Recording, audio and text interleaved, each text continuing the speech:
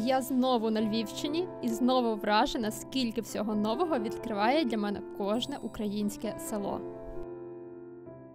Привіт, я Іванка, і я розповідаю історії людей, які зробили свідомий вибір жити ближче до природи. Сьогодні історія буде про Світлану та Олега, а також їхніх доньок Вікторію і Гафію. Олег навчає військових закупівельників проводити закупівлі, а Світлана комунікаційниця і розкаже нам цікавеньке про можливості для сіл та містечок. Ми планували в це місце вкласти $10 тисяч.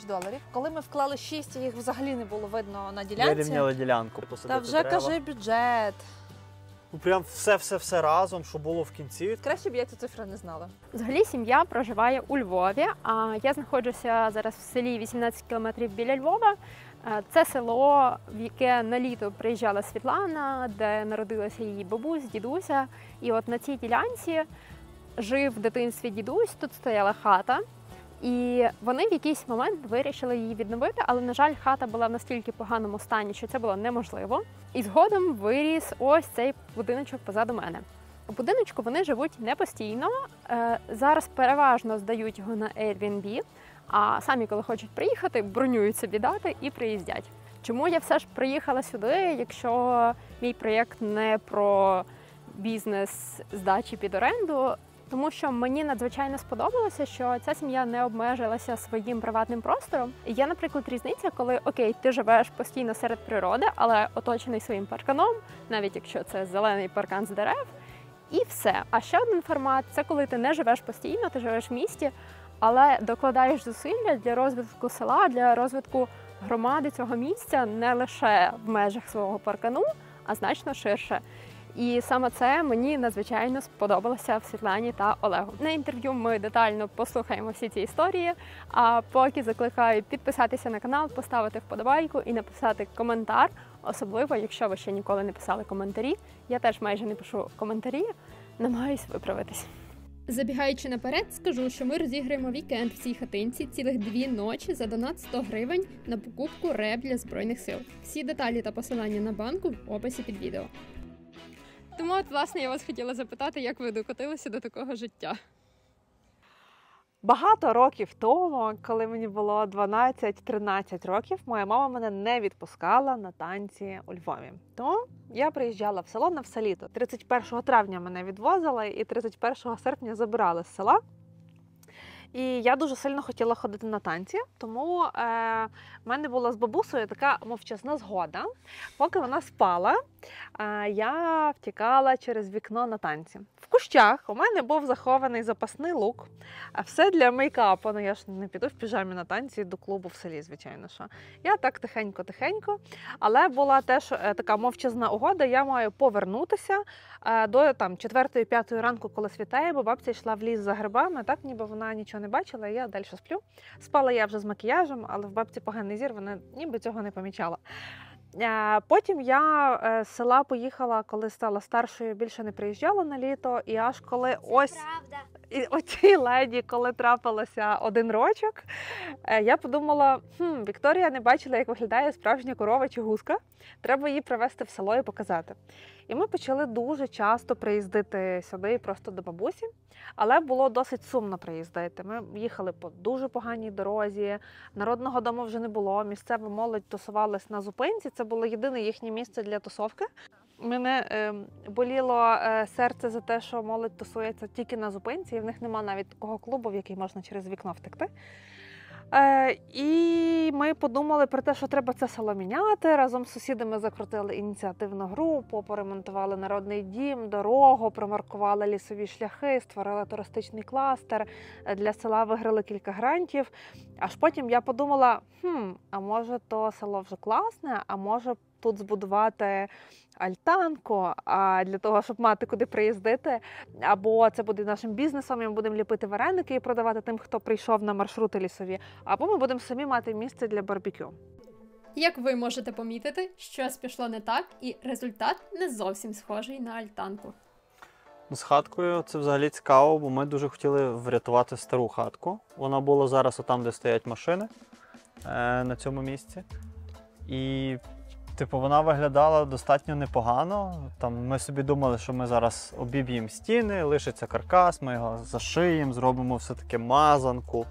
Таке прям воно автентичне має бути. І, типу, і купу грошей зекономимо, бо вже якась частина роботи є зроблена. Але потім приїхав наш друг і так просто попробував фундамент таким довгим металевим гаком. Каже, ну, чуваки, її відновлювати дорожче, ніж будувати нову.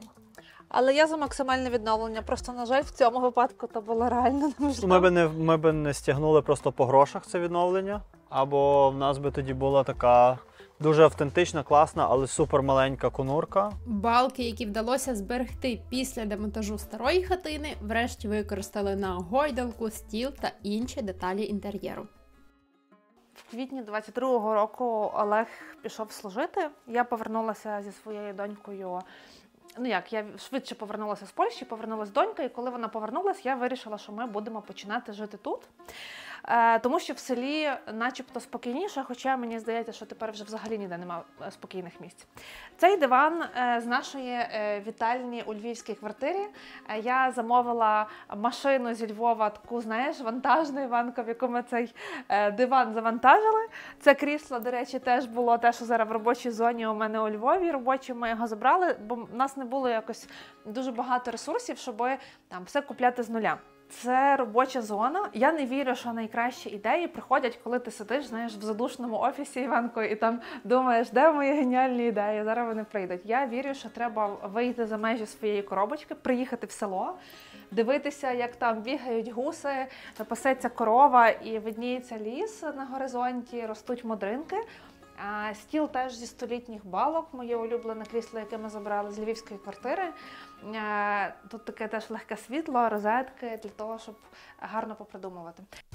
Робоче місце і справді дуже атмосферне. Але коли я маю довгу монотонну роботу за комп'ютером, наприклад, монтаж цих випусків, то потребую ще й ергономічного місця. Я давно мріяла про стіл з можливістю зміни положення на стояче, і нарешті можу похвалитися своєю обновкою від бренду SteeSteel. Я коли його побачила, то зрозуміла, що це річ, яку ще й в спадок передавати можна. Лише одна гарантія на нього – 5 років. Стіл регулюється від 62 до 126 см і підходить для дуже високих людей. Мені в самий раз. Він має функції запам'ятовування, витримує 125 кг і дуже стійкий. Розмір, колір та матеріали ви обираєте самостійно. Я обожнюю, що в мене глибока дубова стільниця. А якщо в майбутньому мені знадобиться зробити його ще ширшим, це вже передбачено в конструкції. Я б назвала це універсальним робочим місцем для всіх членів сім'ї на роки. Електричні елементи заховані всередині, тому максимально безпечні. А якщо стіл натрапить на перешкоду при зміні положення, просто зупиниться. Ще тут є органайзер для кабелів, і вони більше не зводять мене з розуму. Я щиро рекомендую SteeSteel і дарую знижку 5% за моїм промокодом Дячук. Переходьте за посиланням в описі під відео або за QR-кодом, який ви бачите на екрані. 2016 рік. Ми були фінансово неграмотні, але це ми так не вважали на той момент. Тобто ми жили від зарплати до зарплати. Коли так стається в людей, типу, є якісь гроші, треба їх витратити. Назбирали гроші на відпустку, поїхали в відпустку, приїхали типу, по нулях. А треба ще дожити тиждень до зарплати. І виникає потреба там десь 10 тисяч гривень, ти собі типу, рахуєш, мені там щось прийде, я цими 10 тисячами якраз перекрию, а зараз позичу ці кошти. Ми ці кошти позичили в нашого хорошого друга. І десь за тижня-півтора-два, коли ми до них прийшли в гості, він ставить нам питання, каже, друзі, а ви взагалі, як у вас фінансове господарство відбувається?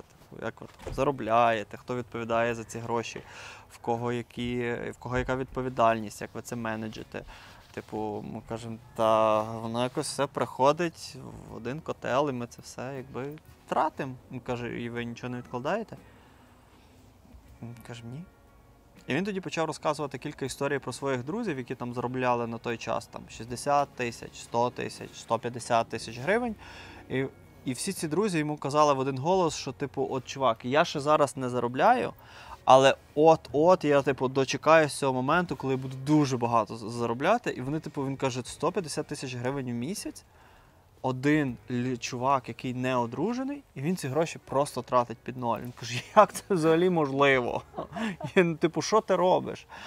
Тоді мали довгу дуже розмову з ним. Він порадив почитати книжку «Шлях до фінансової незалежності». Всім дуже раджу.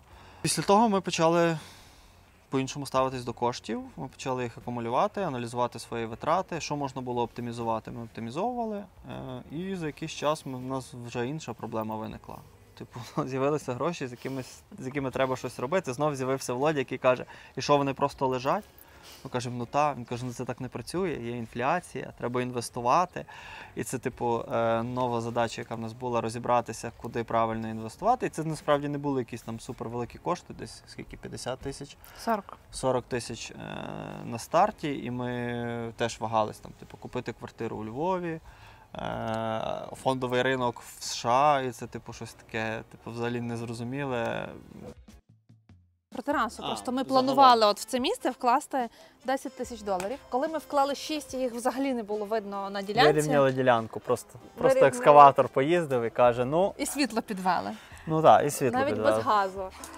Хоча колись моя прабабця продала цілу хату, щоб підвести сюди світло, а газовики сказали, ви знаєте, та труба вже стара, гнила, то не рахується, що у вас є газ, наново підвести ще 50 тисяч гривень. Ми такі, ну, мабуть, в нас буде хата без газу, будемо на електриці жити, вже електрику підвели. І от наших 10 тисяч доларів будуємо ми веранду, і друг нам дзвонить і каже, слухайте, ви там щось будуєте? У мене вікно мені не підійшло в мою хату. Три вікна не підійшло. Це ось це вікно, ось це і двері наші вхідні, які так навстіж відкриваються. Я таке дзвоню до Олега. Олег, 50% знижки на вікна. Давай добудуємо ще 2 стіни до нашої веранди, і то вже будемо мати, там поставимо якісь столики або якась хата, де можна буде переночувати, і буде класно. Я завжди на цих етапах, я дуже консервативний, і мені подобається, коли, типу, прийнято якесь рішення, то ми йдемо від пункту А до реалізації рішення. Світлана навпаки, вона дуже часто ставить все під сумнів, і, типу, ми вирішили, все робимо так, вона, все робимо так, і зранку вона прокидається, чи навіть в той самий вечір вона прокидається і каже, слухай, це, а може так, а може ми по-іншому зробимо, а давай ми 2 стіни добудуємо, а якщо 3 стіни добудуємо, а якщо поставимо вікна, а може трохи піднімемо. І постійно ці питання вона мене торпедувала ними, і я прям дуже дратувався, тому що ми все вирішили, все погодили, для чого знову марнувати час. Секунду, а пам'ятаєш момент, коли ми прийняли це рішення? Як називається ця гра, коли дерев'яні палички треба витягувати? Джанга. У нас вдома була джанга. Подзвонив друг за ті вікна, і я збудувала з дерев'яних паличок, яка в нас має бути хата. Я кажу, дивись, оце те, що ми хочемо будувати, це типу літня кухня, веранда. Дивись, тільки 2 стіни, і то половину з них це вікна на халяву. Вже я кажу, вже то не будемо будувати отої тераси, вже хай буде просто хата. І все. Олег так на дивиться. І такий, ти хоч уявляєш, скільки це буде коштувати? Ми типу вже не входимо ні в які бюджети, ми потратимо все, що в нас є. І така, та Олег, то а все буде добре, що ти переживаєш? У нас такі майстри класні, то давай вже то.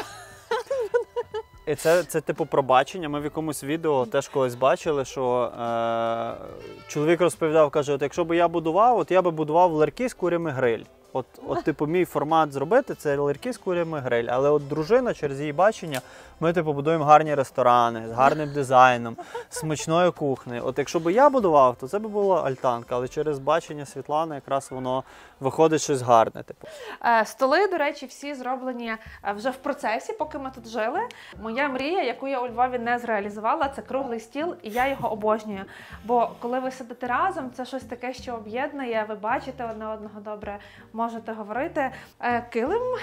Килим гуцульський, ми його купили в колекціонерки, яка збирає, насправді в Олегової родини колись була хата в Косові, і вони її продали з усіма килимами, які там були.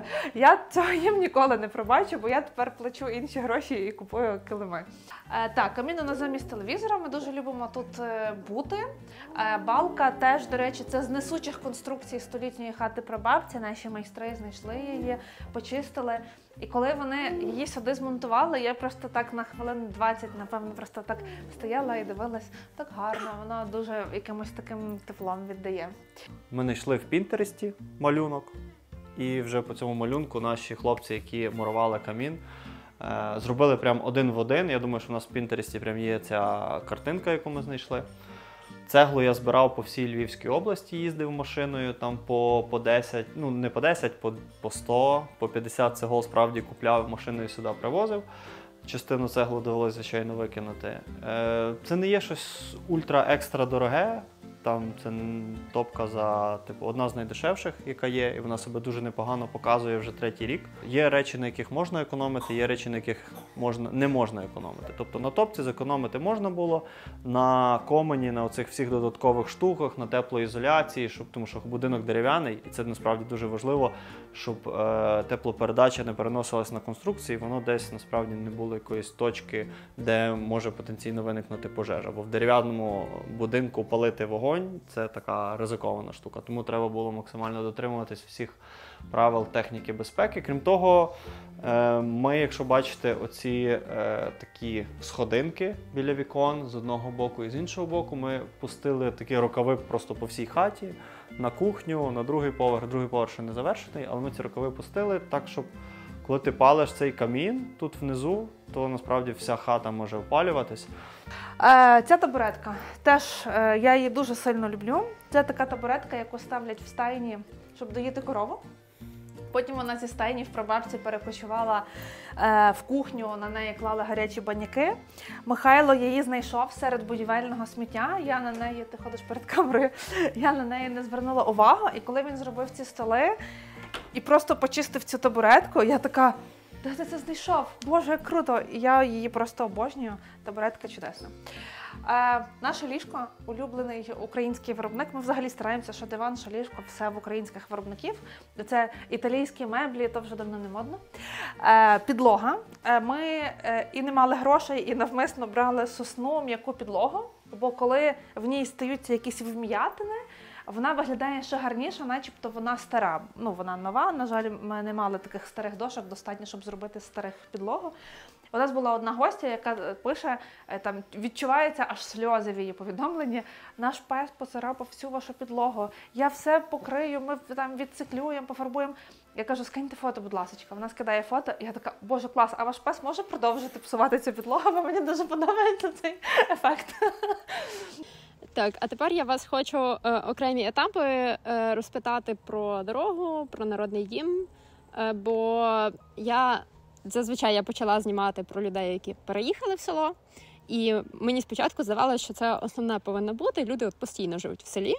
Але, ну, по-перше, зараз там світ дуже змінюється, коли ти в 2021-му був постійно в селі, там, і зараз, наприклад, там в тебе є служба, ти фізично не можеш постійно знайти собі просто якусь віддалену роботу, перевестись на удаленку. Хотілося б. І сидіти вдома. От, і я вже якби почала розуміти інакші формати, і що насправді вони також дуже цікаві, цінні, і важливо не те, щоб жити постійно в селі, а важливо його помічати і розвивати, вкладати, загалом помічати, що в нас в Україні є щось окрім там великих міст, і ми до них рухаємось.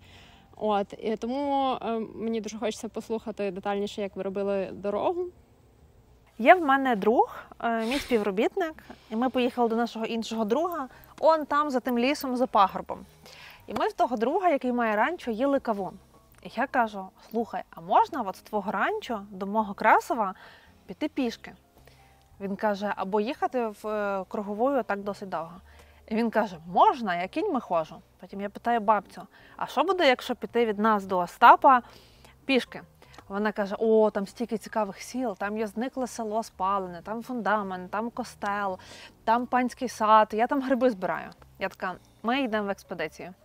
Ми пішли в експедицію, зрозуміли, що там просто вау, фантастичні місця. І ми подумали, що буде класно розвивати не кожному з нас своє село, а об'єднати 5 громад, всі довкола цього лісу, зробити туристичний кластер і запустити всю цю історію. І всіх нас загорілись просто очі. Ми пішли зразу до юриста, створили статут, зареєстрували громадську організацію і пішли створювати туристичний кластер. І подумали, що самі ми нічого зробити не зможемо. Зробили презентацію і запросили керівництво обласної адміністрації. Був голова обласної адміністрації, там його команда. І ми кажемо, в нас от є такі фантастичні місця, але є деякі проблеми. І так його колега мене відвела в сторону. Так, не треба зараз про проблеми, знаєте, як то люблять. Але він молодець, він до мене потім підійшов окремо і каже, так, а які проблеми? І я показую йому відео, кажу, дивіться, там у нас є гірськолижний витяг, просто десятки машин, та де десятки, сотні машин їдуть туди відпочивати, і вони їдуть зі швидкістю 10 км на годину з ризиком порізати собі всі шини і більше ніколи в ті села не вертатися. Це ж позорисько таке 30 км від Львова. Він такий, все, зробимо дорогу. Я така, добре, зробила з ним селфі, така, нам тільки що пообіцяли дорогу, ну, щоб ніхто вже не забув про це. Але от на селфі і на ідею моя компетенція закінчується, і тут Олег. Це тривало 2 роки. Постійних оббивань порогів, дзвінків кожного тижня. У мене в календарі були забиті дні, коли ми дзвонили туди. І це не те, що там люди якось відмовляли, не хотіли. Там насправді класні люди працюють, які, розбудивши їх вночі, вони тобі скажуть, де яка дорога будується в області, де гроші є, де закінчені роботи не закінчені. Але дуже часто є обмежене фінансування на будівництво доріг. І тут не йде мова про сотні кілометрів доріг, тут йде мова там про... 2 ми зробили кілометри? 2 зробили, але взагалі мова там про, загалом, я думаю, 20, це там просто так, з головою. Ну і відповідно, тут питання такого законного лобіювання, тобто постійних дзвінків, нагадувань, відвідувань, листів тому самому голові обласної військової адміністрації. Ну, тоді ще не була військова, це просто була обласна адміністрація. Та. Але візити, от коли вони формували цей план, і вони кажуть, ми на ці дороги забиваємо стільки грошей. Ну, і ми ставили питання, чому? А от чому тут, чому це не робиться? Скажіть нам причину. Ми дійшли до того, що частину дороги, насправді, це ж не все робилось за кошти обласного бюджету, хоча це їхня дорога, вони б мали її отримувати. Ми домовилися, що 1 мільйон повинен дати ОТГ, який знаходиться, і десь в районі 3 мільйонів дала якраз обласна військова адміністрація. І чесно, коли ця дорога робилась, в мене сльози на очі наступали. А цей проєкт, який взагалі ці грантові проєкти, коли реалізовуються, і коли робиться щось таке, що от воно заплановано і воно реально реалізовується, ну вони тоді написали, вони були дуже задоволені, цей проєкт КОСТ, що це сталося. Ми зробили велику стратегічну помилку. Почався ремонт дороги приблизно з будівництвом тої хати. І люди зразу, все ясно, краде на дорозі, тому будує хату. Альтанки, будівництво альтанки. І, в принципі, нам було важливо, нам сказали всі, що підрядник, який виграв тендер, буде щайнечко колити смолу на дорогу, і це буде найгірша в світі дорога, бо цей підрядник добре робити не вміє. Ми не могли цього допустити, а вони знали, я дуже публічно вела історію, як ми перетворюємо це село, і вони знали, що якщо вони зроблять погано, то вони стануть антигероями. Хлопці позвозили з усієї області найкращу техніку, яка в них була. Забрали найкращих майстрів з усіх об'єктів, які в них були, зробили дорогу і кажуть, ми зробили дорогу, цьому папа. Ми такі, ні, чекайте, хлопці, ми зробимо перевірку, чи добре ви зробили цю дорогу. Ми взяли Олега, він вдягнув цю жилетку цього проєкту, сказали мешканцям, що там в неділю на 12 годину громадська перевірка дороги. Якісно, неякісно. Прийшло десь до 20 людей, і ми від магазину до самої траси йшли і фіксували. Олег лінійкою міряв, значить, тут тріщина вже, тут не підсипана, тут не сходиться ширина. Склали протокол. Ну, не було такого, що не сходиться ширина. Це просто зараз хтось подивиться і потім скаже, все-таки вкрали гроші. Добре. Ні, там були просто недоліки. Недоліки, там нерівно зроблений стик, десь не підсипане узбіччя, десь якась тріщинка з'явилась. Ну, тобто це недоліки, це не якісь такі речі. Ми склали з тим всім протокол. Добре, що Олег в цьому розумівся, бо він знав, що можна поправити, що ні. І ми кажемо, ні, ви звідти не їдете, поки ви там не зробите. А вони зробили, ми перевірили ще раз, і тоді ми їм дали цьому папа. З департаменту дорожнього господарства подзвонили, кажуть, вам все вже подобається? Ми кажемо, так, тепер все добре, дякуємо, але зауважте, наступного разу, отам скоро буде ямка, там треба ще підсипати, коли буде тут техніка наступного разу, там є кавалок, скільки треба заасфальтувати. Але це якось почалося теж перед війною. Коли почався ковід, нам подзвонили, сказали, все, ніякого ремонту не буде, почався ковід, всі гроші на лікарню. Ми такі, ні, з нами так не можна, ми надто багато зусиль витратили, щоб цю дорогу дотиснути. І вони такі, ліпше їх не чіпати, зробимо дорогу. Публічна комунікація прямо у вас відіграє досить велику роль на цих всіх етапах. І я хотіла розпитати, чим ви займаєтесь, де ви працювали раніше, де ви працюєте зараз, чим займаєтесь. І ще маленьку вставочку, ви дуже гарно перебиваєте, можете перебивати, у вас дуже органічно виходить. Добре, дякую. Я експертка з комунікацій, мабуть. Як несподівано. Мабуть, мені все це допомагає. Я почала працювати в журналістиці і комунікаціях з 16 років. Я ще насправді юна, але у мене 16-річний вже досвід. Ми з колегою співзасновники найбільшої медіаконференції у Східній Європі Львівський медіафорум.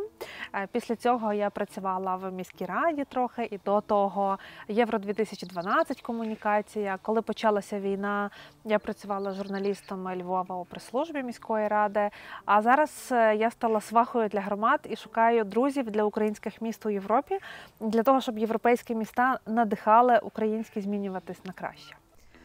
Наш проект називається Cities for Cities. Ми його придумали в перші тижні повномасштабного вторгнення, коли зрозуміли, що українським містам потрібні друзі на шляху до Європи, до євроінтеграції, бо ми насправді не до кінця знаємо, що таке євроінтеграція і що конкретно містам і селам треба робити. Ми почали шукати міста-побратими і їх між собою товаришувати.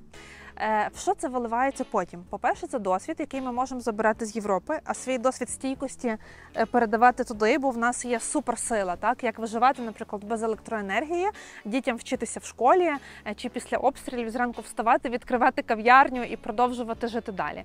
Друге, це ми можемо, наприклад, брати місто побратиме в Польщі, яке теж має костел, який треба відновити, як і цей в Україні.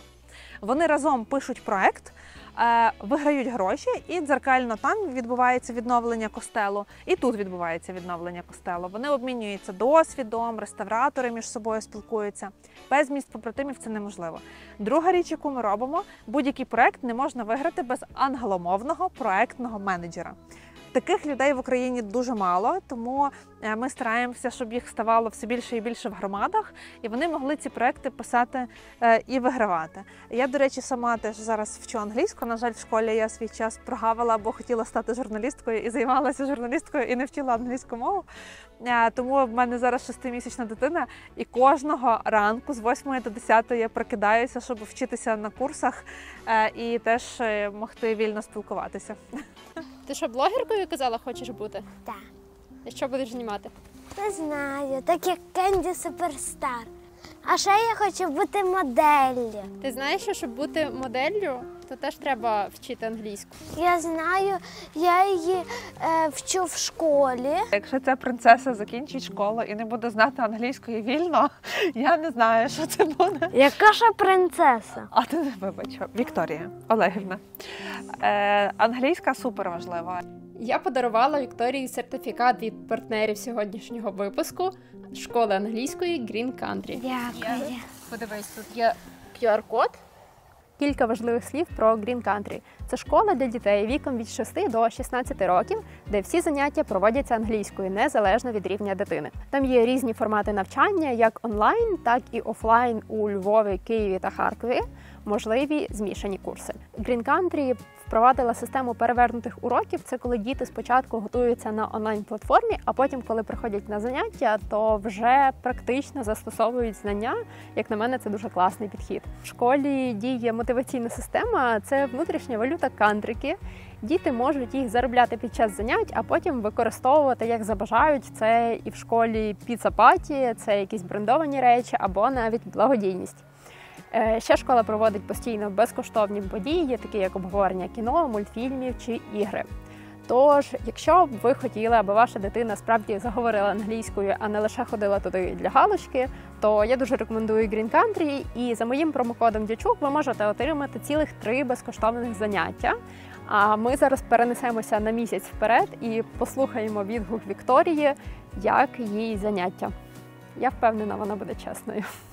Я, звичайно, пробувала Вікторію підштовхнути до того, що я вважаю в цих уроках дуже класним, але вона сказала: ні, мамо, я все сама. Мені сподобалось грати в квіз, заробляти кантики і були прикольні завдання. А чому в тебе такий лук? Бо я готувалася до Хеллоуіну. А ти знаєш, що Хеллоуін святкують в Америці, а там всі говорять англійською, і ти зможеш святкувати Хеллоуін англійською? Я не хочу.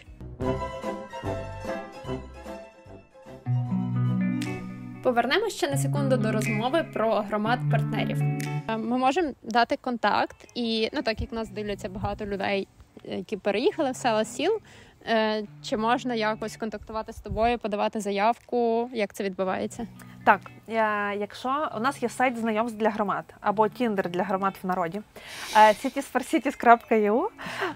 Якщо ви там зробите свій англомовний профіль, тому що європейські міста не читають про ваші міста українською мовою, ви можете нам написати, і ми зробимо для вас класний сайт-візитку англійською мовою, і інші громади в Європі, якими вас будемо рекламувати, будуть вас знаходити. Це щось коштує? Ні, це безкоштовно. Клас. Народний дім не працював, мені здається, десь років 10. Просто нічого не відбувалося. Ми виграли кілька проєктів і повністю зремонтували серединку. У нас там навіть є душ для велосипедистів.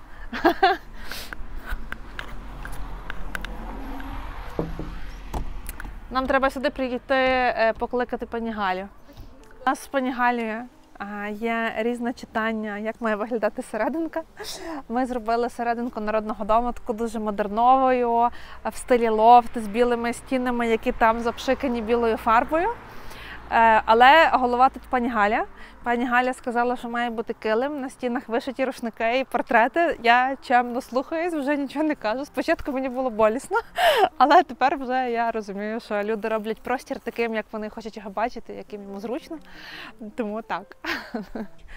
Коли ми відкривали Народний дім і ремонтували, люди говорили, що я то роблю, бо хочу стати народною депутаткою. Якщо що, 300 голосів з Красова мене би не зробили народною депутаткою. Говорили, що я його відремонтую і заберу собі, приватизую і зроблю собі тут хату. Ми тут, до речі, відкрили дуже класну бібліотеку, крутішу, ніж у Львові. Ми з пані Галею іншою, яка директорка бібліотеки, написали пост у Фейсбуці «Відновлюємо бібліотеку в селі». І нам подарували щось понад 300 дуже сучасних книжок. Я коли недавно з своєю донькою ходила в міську бібліотеку, там стільки дитячих книжок немає, як тут. До речі, дзвонить пані Галя. Секунду. Пані Галя, дай Боже. А ви десь, може, будете ці дні в Народному домі сьогодні-завтра? У нас тут журналісти є і хочуть подивитися. Ми взяли ключ, і ми в Народному домі. Мені довіряють відкривати самі Народний дім.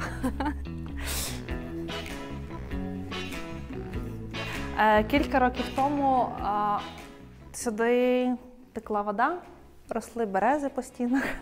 Все було дуже в поганому стані. Це старий магазин в радянський час для лісівників. Колись лісівники були дуже шанованими людьми, та й зараз, але тоді в них був свій магазин, який сільська влада викупила для потреб Народного дому. Як Народний дім він встиг попрацювати дуже трішечки, може буквально 1 рік. Потім почав текти дах і його просто закрили, законсервували. Ми виграли перший проєкт, виграли і зробили повністю ремонт. Нам казали, що треба гарну плиточку, щоб воно все сяяло під мармур. Ми не дуже хотіли більш сучасно.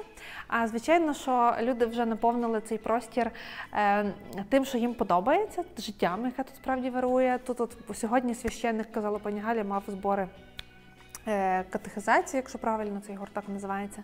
Є гурток вокалу і театру, пані Галя проводить. Тут є свій ансамбль, називається «Калинове намисто». Там кінотеатр проводять, фільми на проекторі. Дитяча кімната, видно, для меншеньких дітей. Якийсь батут поставили, кріселка, на цю стіну проєктують фільми. Коли нам прийшли ці меблі, це Ікея, яку треба скручувати своїми руками, то зійшлось все село, діти, ми це все самі скручували.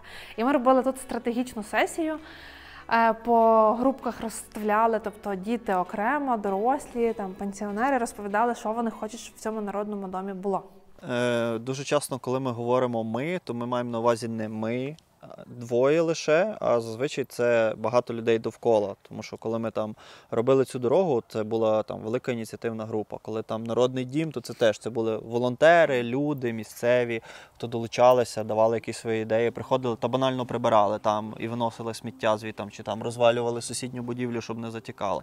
Тому ми це не тільки ми. Ми, можливо, просто менеджери були в проєктах, але ми там згуртовували людей і спільно з ними це робили. Тобто це такі великі спільні проєкти. Будівництво будиночка, ми і майстри. Але коли якісь такі соціальні речі, то зазвичай сам ти просто цього не реалізуєш. Потрібно багато однодумців. Є така гарна фраза «Не робіть нічого для нас без нас». це стосується більшою мірою людей з інвалідністю, але я б хотіла застосовувати це до будь-чого. Не можна прийти в село і сказати, слухайте, я тут з великого міста, зараз я розкажу вам, як жити. Вам треба дорога і там народний дім. Не можна. Ми зібрали ініціативну групу з місцевих мешканців, які сказали, ми хочемо, щоб цей народний дім зремонтували, і ми хочемо, щоб в ньому було те і те, гурток для дітей, для старших там вокалу. Ми його готові здавати в оренду львів'янам, щоб гроші лишались нам, але в такі дні і в такі години. Інакше це все не буде просто сприйнято. Хата ще не будується. Ми тільки привезли ці на фундамент.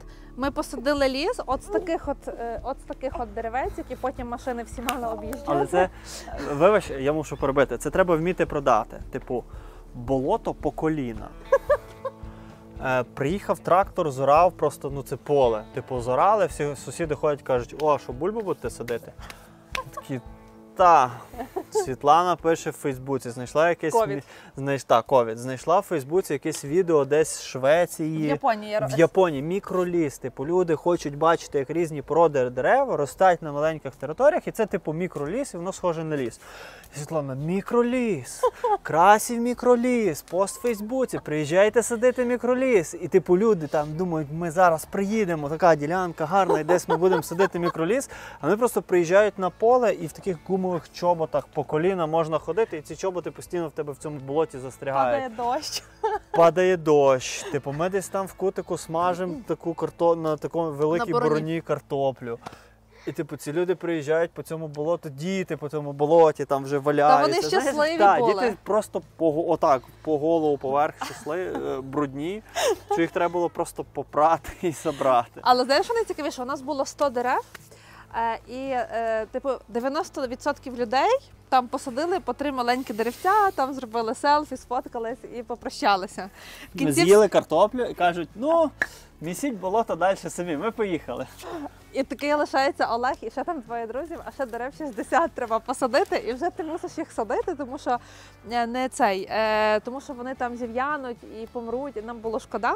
Але ми дуже задоволені результатом. Цей модринник для мене, в мене є фотографія, де Вікторійка отака, і садить отакусіньке дерево, а те дерево вже вище за Вікторію.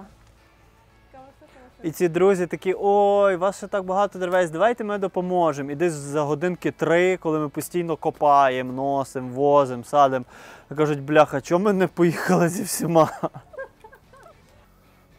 Ти знаєш, є люди такі, які, типу, давай робимо. І Світлана така, все, давай робимо. Типу, де? Отут, в полі. Вона дуже легко загоряється, але потім, коли ти робиш, це нудно, вона каже так. Я йду подзвоню до когось, я йду пошукаю, у мене дзвінок по роботі. І типу, ми оцей ряд модрин коли садили, то Світлана там перших півгодини копає, садить, все прям капець. І десь за години-2 Світлани нема. Світлана там, киць, та Вікторія, та я мушу доробити, та давайте, сидіть. І потім в кінці ми вже садимо, вона біля нас, типу, давайте, я знаю, ви можете. Я вийшла заміж за бетоняра 3-го розряду. Це було справжнє кохання. І досі є. І у мене коли цей запис трудовий з'явився, і я прям думав про це, що я колись буду розповідати всім, що в мене реально перший запис в трудовій книжці – бетоняр 3-го розряду. З цікавого, чим я займався, це судова експертиза, яка дала мені перше розуміння, як влаштована судова система. Ні, бетонер 3-го розряду. Далі таксист. Далі. Я ще там місяць навіть інженером встиг попрацювати в одній автомобільно-дорожній компанії. Після цього я потрапив в внутрішній аудит ДСНС України.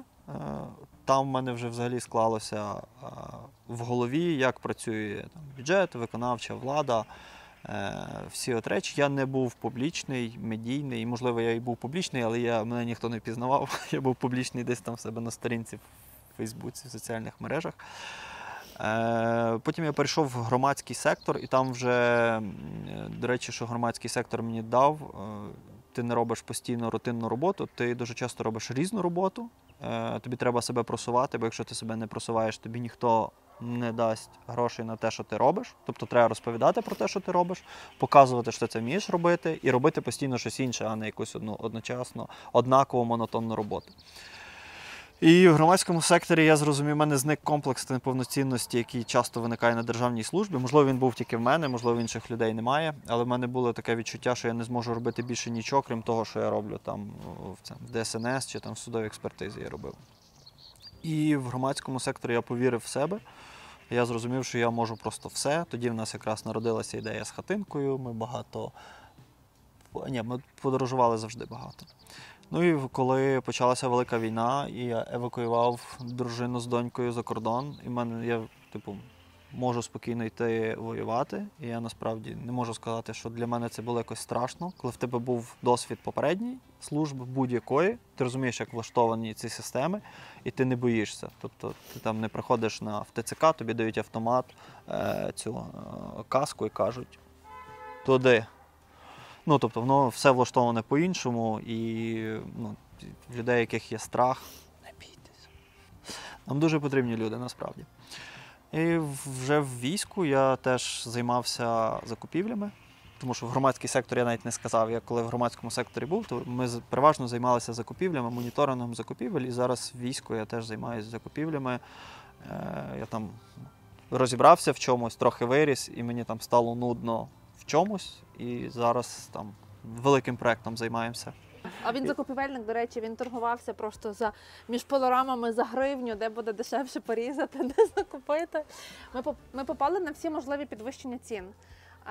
Півроку до того, як ми замовляли дах, він коштував в 2 рази дешевше. Ні, ми ще встигли. Він казав, що рік тому ваш дах би коштував 3 тисячі, а ми за нього заплатили 5. за матеріал 6. 5. 5200. А, в нього є Excel-табличка. Це цікаво було бачити всі витрати. Я фіксував навіть пальне, яке я витрачав, щоб сюди поїхати і назад. Ну, в тебе є Excel-таблиця, ти можеш все записати. У вас є зараз загальний кошторис? До гвинтика, до малесенького гвинтика все пораховано. І більше того, ми після того, коли завершили, Краще б я цю цифру не знала. ми побачили першу цифру реальну, порахували співвідношення до метра квадратного, і ми зрозуміли. Це дуже цікаво було, бо по цій самій ціні продавали фірми, куди ти приносиш малюнок і вони тобі будують. І в мене зразу поставало питання, як може бути така різниця? І ми думали про те, щоб купити сауну модульну. І чуваки кажуть, все, ми вам привеземо модульну сауну. Я кажу, чекайте, скажіть, що там всередині. Тому що я аналізував, яка повинна бути мінвата в стінах. Я аналізував, які мають бути вікна, яка має бути плитка, і що під ту плитку треба постелити, які плівки повинні бути, і скільки вони коштують.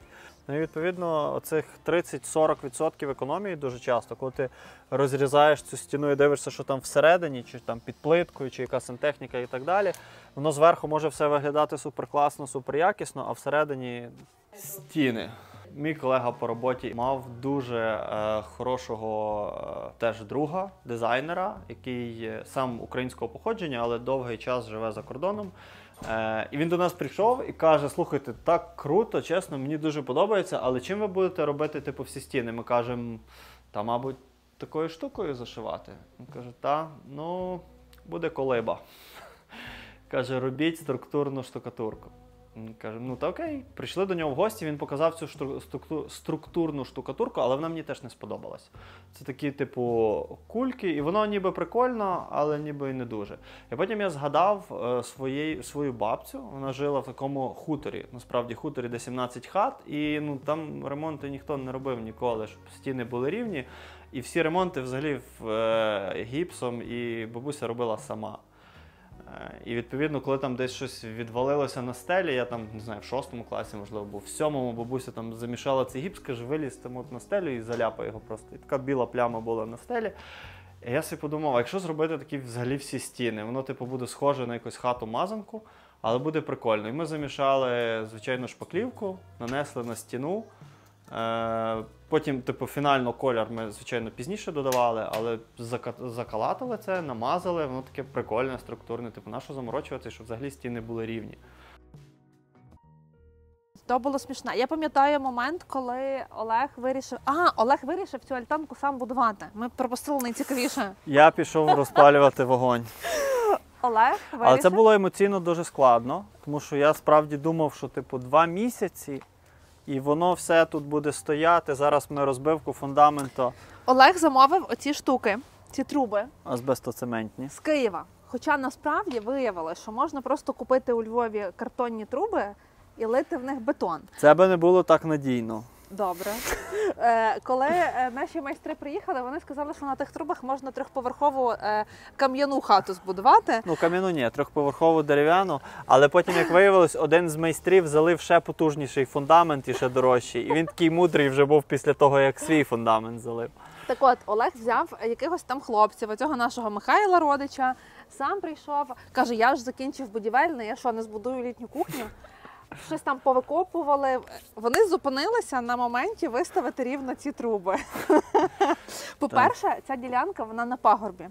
Все, що сюди не приїжджало, це були проблеми. Це машина, фура тут зупинялася, грузла в якомусь болоті. Як оце в Карпатах в селах у тебе історія, ми брали коней, фіру і всі будівельні матеріали, попри те, що це село біля Львова, возили кіньми і фірою. І це завжди все множило бюджет, тому що то треба всім за то все заплатити. І я так пам'ятаю цей момент. Ми так стоїмо тут, ці труби, якісь ниточки натягнуті, і Олег такий... Плачу. Я просто, я плакав, без сліз, звичайно, але я плакав, мені було дуже... Важко це прийняти, що я не можу це зробити. От я і ще двоє людей були, я не міг це зробити. І це правильно було, коли ти відмовляєшся, кажеш, окей, чувак, ти це не зробиш, за це треба заплатити. Якщо просто налажати на тому етапі, то хата в нас буде типу така з нахилом. Що робить Світлана? Пише в Фейсбуці, шукаємо майстрів. Пишуть мені двоє людей, зустрічаємося ми з першим майстром і кажемо, дивіться, нам треба, щоб це було максимально естетично, автентично, симпатично, використати максимум старої деревини. Він такий, боже, та в епіцентрі є така пліточка, він така пліточка. Це не пліточка, це піноблок. Кажуть, та що ви паритесь, та з піноблоку таку скоренько хатку збудували, та й все. Каже, ви того приклеїте, ми пофарбуємо, буде під старовину, буде прекрасненько. Такий, ні, не наш варіант, до побачення. І мені моя колега пише, мій тато зі своїми друзями будував багато в Швеції, зараз будували наш будинок, я от їх раджу просто від серця. Ми зустрічаємося з тими дядьками, і я відчуваю просто з першої хвилини, що це наші люди, ми точно порозуміємося. Ми хочемо не веранду, а хату. І в нас нема проєкту фасаду. І вона вийшла така красива тільки тому, що вони мали цю надивленість і будували багато в Швеції, а там роблять от саме такі фасади. Це нам просто... А там люди взагалі не заморочуються. Вибач, що перебиваю, але вони нам показували, кажуть, та в Швеції такого 2 дошки прибили докупи, а зверху дали 3. Це все. Треба буде, потім віддерли, прибили другу. Тобто ми аналізували, вони нам не сказали, що залити фундамент, ми вам залиємо фундамент і то буде коштувати стільки, то ми кажемо, окей, а який він буде? А скільки цих колон, а як балки, а яка обв'язка, а яке просочення? І це цих постійно багато питань, щоб бути просто розуміти, як воно конструктивно є, чому воно таке і скільки воно коштує. Я дуже не раджу Олега як замовника. Якщо майбутні підрядники бачать це обличчя, він не хоче замовити щось збудувати, сауну, щось купити, тікайте від нього подалі. Він виїсть всі нерви. Це зараз, але мені завдяки, не знаю, такій впертості, нудності, задротству вдалося зараз тих 100 військових частин, з якими ми працюємо. Вчора, до речі, одна дзвонила. Ми про хатку говоримо. Так, але це просто до теми. Приїхали, вони замовляли бляху, і їм привезли не таку бляху, як треба. Він дзвонить до мене і каже, слухай, привезли бляху не таку, як треба. Я кажу, жени їх в шию. І цей підрядник, він просто там проїхав перед тим до 50 військових частин, чи там до 30, і він впарив цю погану бляху. А в цю частину він приїхав і сказали, не підходить. Ми замовляли одне, ви привезли інше, будьте здорові, ми вам впаяємо штрафні санкції, і ви більше таким займатися не будете. І це, це правильно, тому що люди не дають себе обдурювати. В чиїй ефективності я не сумніваюсь, так це Лемберг-волонтерів, разом з якими ми допомагаємо військовим. А зараз кадри, як ми відправляли генератор, і трохи про новий збір. Привіт глядачам Іванка Дячук. Мене звати Світлана, я засновниця фонду Лемберг-волонтери. Ми з вами допомагаємо війську. Сьогодні відправляємо генератор 5-й штурмовій бригаді, і я дякую кожному благодійнику, тому що ці кошти ми назбирали разом з глядачами Іванки Дячук. І генератор, і всі наші відправлення ми відправляємо офіційно. Це означає, що під кожне відправлення у нас є пачка документів. І я в руках тримаю акт прийому-передачі. Їх є 2. Один підпише військова частина, один підписую я як директор фонду. Стоїмко. Тепер все добре? Волонтерство з маленькою дитиною – це виклик. Він може з'їсти всі ваші папірці, але це точно того вартує.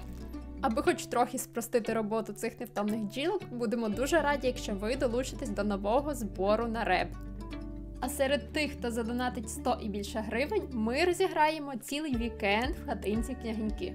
Посилання, як завжди, в описі під відео. А якщо робите донат з іншого банку, будь ласка, вказуйте свій контакт.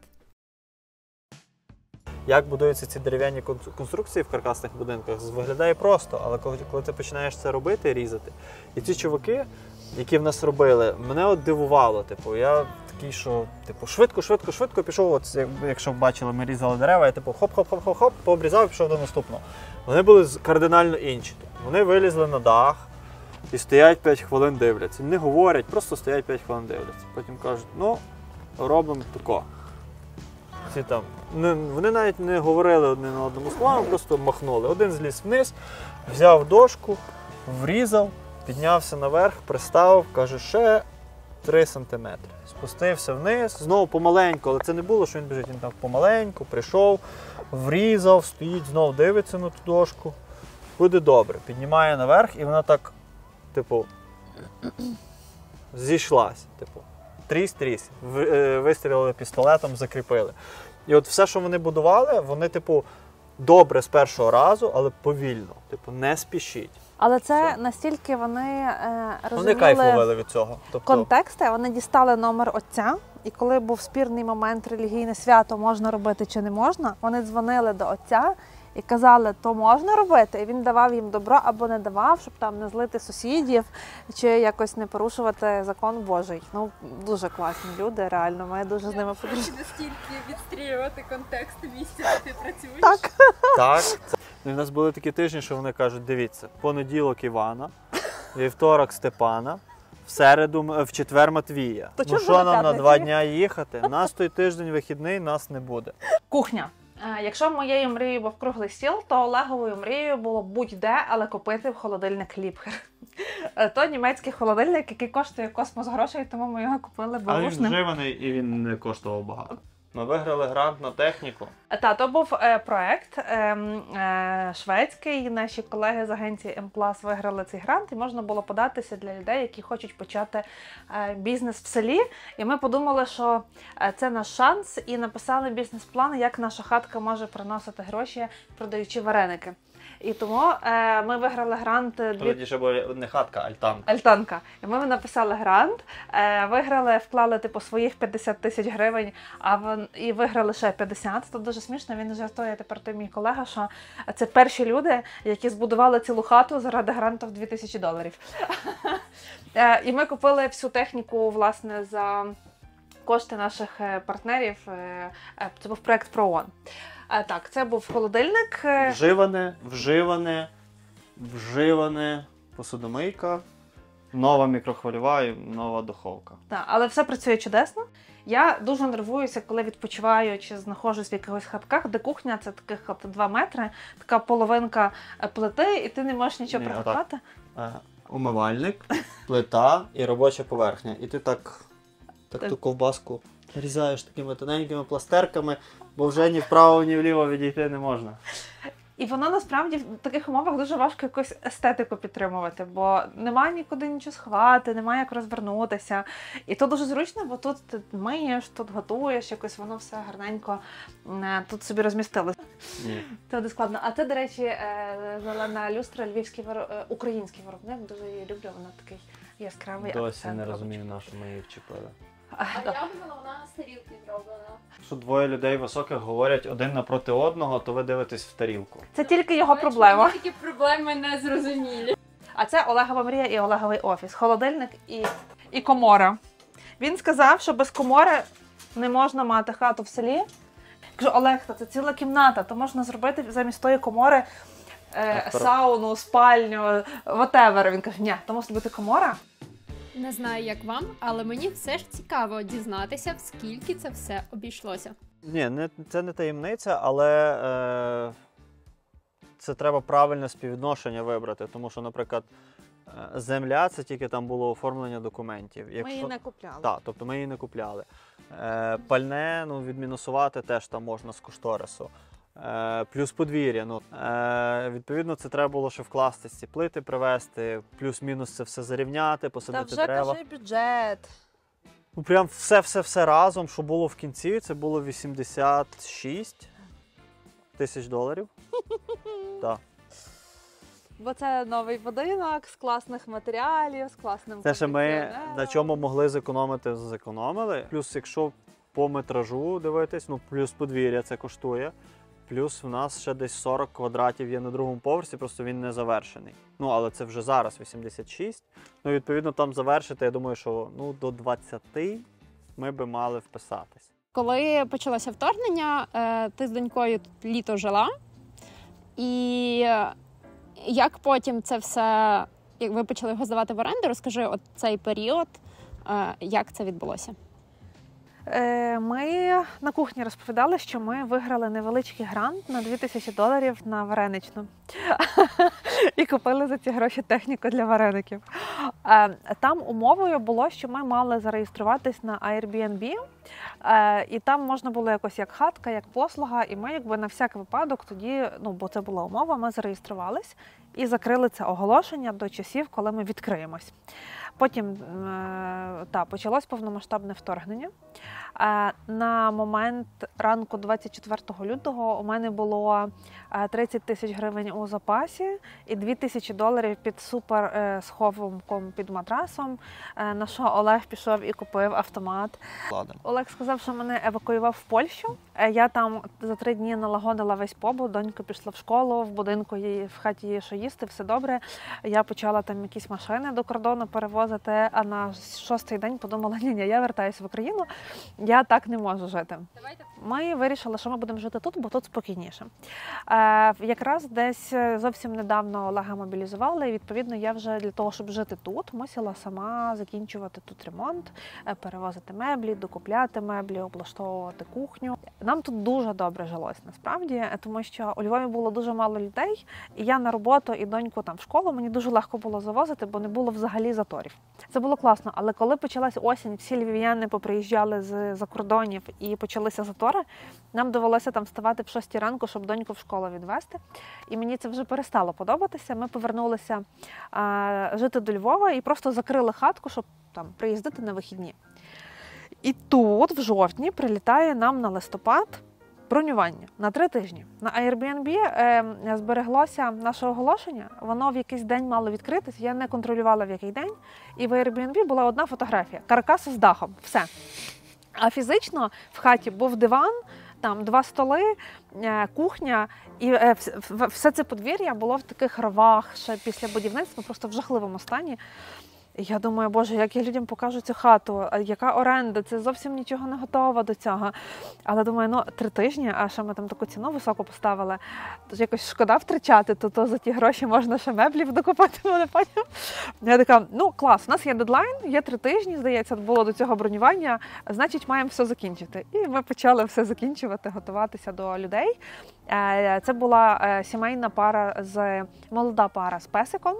І я тільки сиділа отак і чекала, вони зараз подзвонять і скажуть, що вони звідси їдуть. Тут все жахливо, їм тут нічого не сподобається, і вони зараз втечуть. І вони не дзвонять день, не дзвонять другий, не дзвонять третій, на 4-й пишуть, боже, як вас класно, нам так подобається сильно. Я думаю, щось з тими людьми не так. Вони 3 тижні пожили, написали фантастичний відгук, приїхали наступні, написали фантастичний відгук. У мене потихеньку з кожним наступним гостем переставав бути цей синдром самозванця, він так минав по чуть-чуть. А зараз ми в Airbnb в 5% оголошень світу з найвищим рейтингом 5 зірочок по всіх показниках.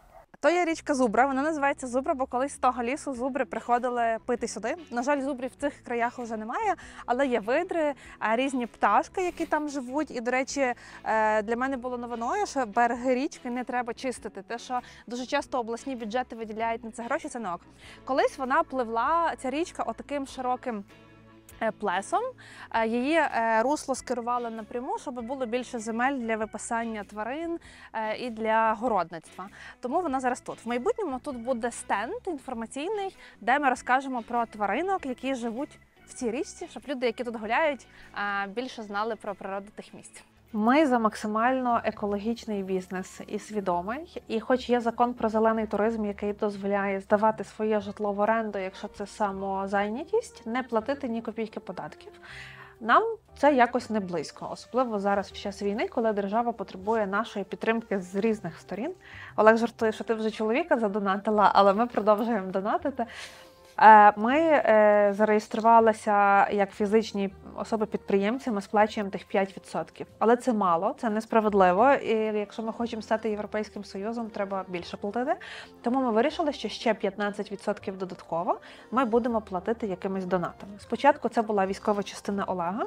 Було дуже багато потреб, які виникали просто проміжних. І типу, нащо тобі інвестувати десь там кудись, якщо ти типу, маєш тут ці потреби, ти можеш також це проконтролювати і можеш швидко ці потреби закрити. Такий він.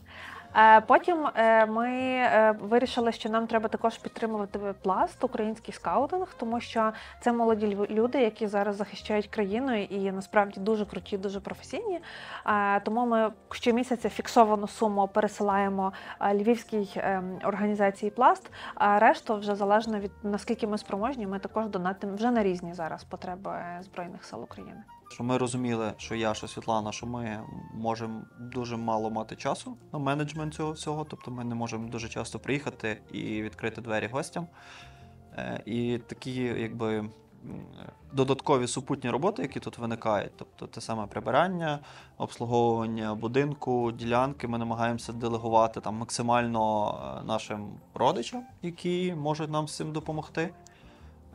Ну і відповідно ми маємо деяких підрядників, тому що там не всі наші родичі експерти в електротехніці, чи в сантехніці, чи ще в чомусь. І відповідно маємо просто гарних людей-майстрів, які це можуть швидко полагодити, і тримаємо з ними гарний контакт.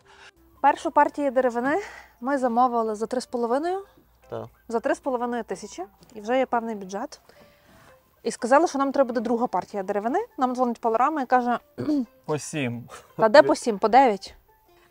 Я така, ні, дерево за 9 тисяч мені не підходить. Пишу у Фейсбуці, шукаємо дерево. Мені мій співробітник скидає. Це типу, коли це будинок будувався, то з ним разом всі наші друзі там, що там, Світлана, коли пост буде? Пишу у Фейсбуці, присилає мені знайомий прям фотографію з локальної якоїсь там газети «Вісті» з Колівщини, щось таке. Типу, продається деревина. І там якийсь дворідний колега мого співробітника колись хотів будувати хату, купив балки. Вони йому не треба. Він їх продавав щось по 4. Він їх продавав, так і по 3,5 продавав. Ще типу по старій ціні, він її не піднімав. І каже, ну ви знайомі, типу ціна пішла до гори, але типу ви нормальні чуваки, але я вам балки, продам по 3,5. а нам треба дошка. І ми купили то все.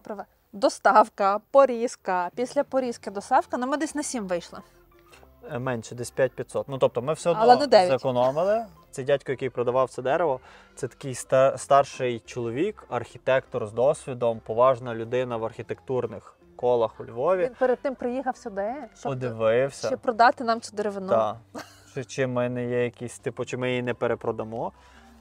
І він оформляє вже документи, сидить, пише, каже, скажіть, Олеже, як ваше прізвище? Кажу, Блінов. Він, типу, застиг секунд на 15. Каже, то що, я своє дерево москалю продаю?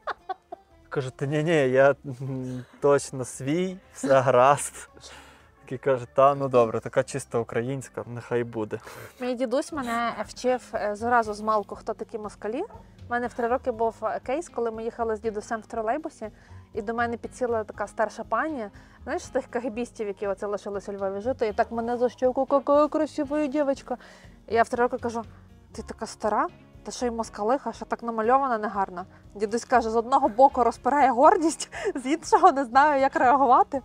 І коли я за Олега виходила заміж, прізвище ж Блінов, я кажу, дідусь, він Блінов, але він не москаль, все нормально, він з Трускавця. Так, ну історія насправді, воно десь трохи втрачалося в буденній рутині. Це, знаєте, зараз ми теж класно розказуємо. Це так все весело, все так класно. А скільки вечорів ми сиділи і чуть не плакали обоє, і ми не розуміли. Типу, ми це добудуємо, що з цього буде, типу, дуже багато коштів інвестовано. І ми, типу, це емоційно було інколи складно. І, ну, я працював на роботі, Світлана працювала на роботі. Інколи просто посеред дня я на 3 години їхав, і там до 8 потім працював. І, чуваки на роботі мене кажуть, ти знаєш, ми тебе майже не бачимо. Може би ти трохи попрацював. Так, може ти би трошки в офісі був. Але мушу вам сказати, що Never again. ремонт вдома і будівництво будинка – це 2 кардинально інші речі. Ремонт вдома – це халява. Просто супер халява. Я хотіла таке філософське задати про майбутнє села, про розвиток, бо часто кажуть, що шкода, що люди їдуть з села, потрібно якось зробити, щоб вони лишалися. Але я так особисто не вважаю. Я вважаю, що потрібно кудись їхати, щось бачити, отримувати новий досвід. І тоді дуже часто люди, більшість людей, про яких я знімаю, це люди, які поїздили по світу, щось побачили, і вони свідомо обрали це село. Мені дуже близька ця тема, і я хотіла почути вас про цей формат, що ви не живете тут постійно, бо там от зараз донька такого віку, що вона хоче ходити там в свою школу у Львові, їй, наприклад, не хочеться там тут в селі переводитись в школу, але ви все одно знаходите якийсь такий баланс, трішки тут, трішки там. От, розкажіть, будь ласка, як ви до цього всього ставитесь? Можна я почну? Так. Для мене, я був членом правління в себе в будинку, і зараз люди, які живуть в новобудовах і там є ОСББ, або навіть не в новобудовах, вони знають, яка ці чати ОСББ, ці переписки, спілкування всередині. Це така міні-модель міста чи країни, оце ОСББ. Це зріст суспільства, це різні люди з різними підходами, баченнями і думками. І якщо правильні люди туди зайшли, активно працюють, то вони показують якийсь результат. І модель цього ж самого села, вона така сама. Якщо ти тут є і ти щось робиш, щось буде змінюватись довкола.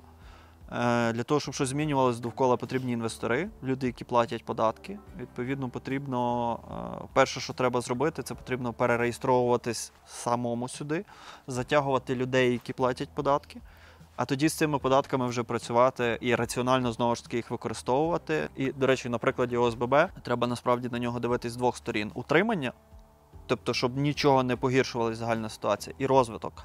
Для того, щоб загальна ситуація покращувалася, і, відповідно, це отримання, воно постійно доганяє розвиток. І в селах, в таких містах аналогічно, тут є чим зацікавити інвесторів.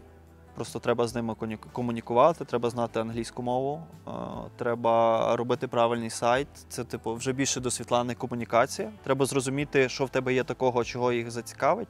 Не роздавати просто безкоштовно землю, а якщо віддавати, то віддавати так, щоб кошти потрапляли в бюджет, а не якось по-іншому.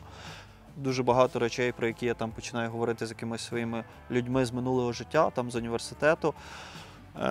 Ті, хто дотичний до війська зараз, вони переважно кажуть після війни, тому що весь фокус зосереджений на тому, щоб працювати в тому напрямку. Тут зараз питання просто стоїть нашого виживання. Наше нам гарне село, якщо ми не виживемо. І в нас там буде в Києві якийсь російський режим. І для мене це рівноцінно смерті, і я в такій країні просто жити не буду. Ідея жити в селі взагалі класна. Я думаю, що формат дистанційної роботи, він прям супер поширений вже в світі. Я думаю, що він буде і поширений тут, але потрібно мати чим тут займатися. Відповідно, потрібно самому собі створити, чим тут займатися, а щоб це створити, відповідно, повинна бути якась довкола інфраструктура, і люди з міст привозять цю інфраструктуру. Якщо хтось, хто дивиться це відео, не в Збройних силах України, ця людина має подумати, що вона може зробити для країни сьогодні або для її майбутнього завтра. Якщо ви живете в великому місті, але у вас є якесь рідне село, поїдьте туди і подивіться, яка там ситуація. Може, там є 5 дітей, яким ви можете влаштувати гурток журналістики, я не знаю, гурток IT, там, щось, що їх прокачає, і вони потім своїми руками будуть це робити. Якщо ви живете за кордоном, подумайте і знайдіть місто побратима для свого села, село побратима для свого села. Це допоможе розвиватися. Насправді, ти правильно кажеш, Іванко, люди, які виїхали з села і потім повернулися, вони є суперсилою, бо вони подивилися, що можна жити класно. Так? Коли ти поїдеш в якесь село німецьке чи австрійське, там дорого, круто, і люди хочуть там жити. Насправді, от ми проста сім'я, у нас немає за плечима якихось родин, дуже заможних, які там порішали через якихось депутатів дорогу в село. Ми це зробили з допомогою своєї енергії і трохи Фейсбука. І наполегливості, напевно. Це може зробити кожен. І це тоді здавалося безкінечним процесом, але це було 2 роки. За цих 2 роки ми вже після цього, вже 3, їздимо по класній дорозі і насолоджуємося просто щоразу. Будучи за кордоном, я зрозуміла, що я не хочу там жити, тому що там вже все зроблено, це не цікаво. Ми маємо унікальну можливість, ми маємо унікальну можливість просто от великий проект «Україна» чи маленький проект «Моє село», його перетворювати. І ти бачиш цю дорогу, ти бачиш ці гуртки дітей в народному домі, ти бачиш цю хатку. Ну, вау, де ти що таке зробиш? Тільки тут. Велике дякую, Іванко, за твій ютуб-проект, тому що він дуже надихає приїжджати в село і там жити, правда. Мені здається, що ми змогли розрекламувати просто всіх, кого знаємо. Дякую вам величезно за інтерв'ю, за те, що запросили. На інтерв'ю ми згадали дуже багато різних проєктів, і посилання на всі з них будуть в описі під відео, і посилання на сайт, де буде більше інформації про пошук громад-партнерів, і контакти Світлани, Олега, посилання на мій інстаграм. Також прошу звернути увагу на посилання на збір для Збройних сил України. Дякую, що провели цей час разом з нами, і до нових зустрічей. Па-па!